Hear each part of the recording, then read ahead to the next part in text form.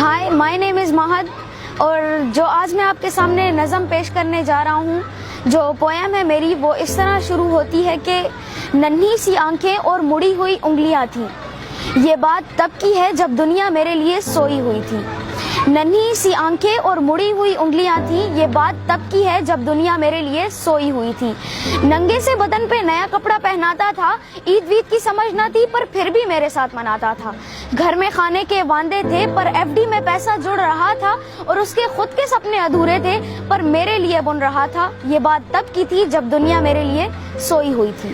وقت کٹا، سال بڑھا، پر تب بھی سب انجان تھا، میں پھر بھی اس کی جان تھا۔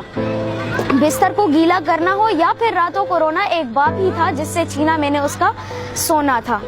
صبح فجر تک گودوں میں کھلاتا، جھولوں میں ہلاتا، پھر دن میں کماتا، شام میں چلا آتا، کبھی خود سے پریشان کبھی دنیا کا ستایا تھا۔ ایک باپ ہی تھا جس نے مجھے روتے ہوئے ہنسایا تھا۔ الفاظوں سے تو گونگا تھا میں، پر وہ میرے اشارے سمجھ رہا تھا۔ میں خود حیران ہوں اس بات سے آج کہ کل وہ مجھے کس طرح پڑھ رہا تھا۔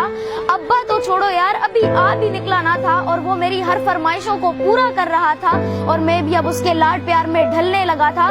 گھر سے وہ نکل نہ جائے اس کے قدموں پہ نظریں رکھنے لگا تھا، اور مدے تو ہزار تھے بازار میں اس کے پاس، پر کب ڈھل جائے گا سورج اس کو اس کا انتظار تھا۔ اور میں بھی دروازے کی چوکھٹ سے جھانکتا رہتا تھا، جب ہوتی تھی دستک تو واکر سے جھانکتا رہتا تھا، دیکھ کے اس کی شکل میں دور سے چلاتا تھا۔ جو بھی اشارے مجھے آتے تھے اسے اپنے قریب بلاتا تھا۔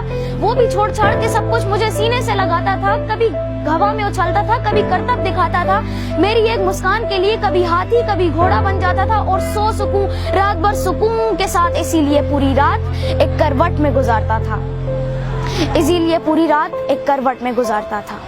پر وہ بچپن شاید اب سو چکا تھا، اور میں جوانی کی دہلیز میں قدم رکھنے لگا تھا، اس کی قربانی کو اس کا فرض سمجھنے لگا تھا۔ پھر چاہے وہ خود بنا پنکھے کے سونا ہو، یا مجھے ہوا میں سلانا، یا پھر خود عید کا وہ پرانا کپڑا پہننا ہو، یا مجھے نیا کپڑا پہنانا، یا پھر وہ خود ہی تپتے ہوئے بخار میں ٹھنڈی ماتھے پہ رکھی ہوئی پٹیاں ہو، یا میری ہر ضد کے آگے جھک جانا، وہ بچپن تھا، وہ گزر گیا، وہ رشتہ تھا، وہ سکڑ گیا، اور میں اس قربانی کے بوجھ کو اٹھا نہیں پایا، اسی لیے وہ شہر میں کہیں دور چھوڑ آیا۔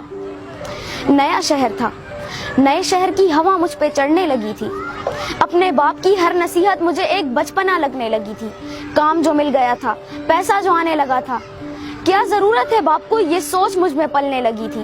اور ادھر باپ بے چین تھا میری یاد میں، ایک روز تو گھر آ جا بیٹا، بس یہی تھا اس کی فریاد میں، اور میں یہاں پہ اس سے حساب لینے لگا تھا جو دنیا کا قرضدار بن چکا تھا۔ کیا ضرورت ہے ابو تمہیں اتنے پیسے کی، اب یہ سوال کرنے لگا تھا، پر اب گھڑی کا کھاٹا پھر پلٹ چکا تھا۔ کل تک میں کسی کا بیٹا، آج کسی کا باپ بن چکا تھا، اور حسرتوں کا سویٹر میں بھی بننے لگا تھا۔ کل کیا کرے گا میرا بیٹا، میں بھی یہی سوچنے لگا تھا، اور اب دنیا میں نہ اس سے کوئی آگے تھا، نہ کوئی اپنا تھا، سب پرایا تھا، بس یہی ایک سپنا تھا۔ اب مجھے یہ سمجھ آنے لگا تھا کہ کل کیا گزری ہوگی میرے باپ پہ۔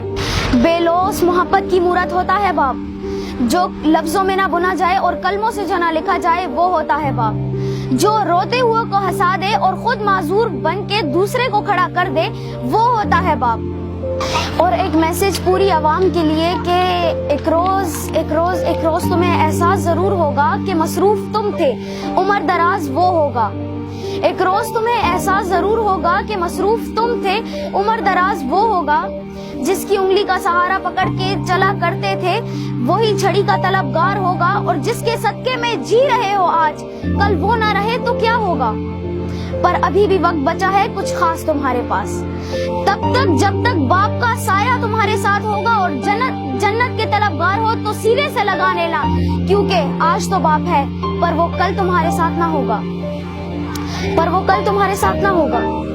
اور میں اس نظم کا کوئی نام رکھ نہیں پایا کیونکہ میں باپ کو ایک لفظ میں بتا نہیں پایا۔ Thank you.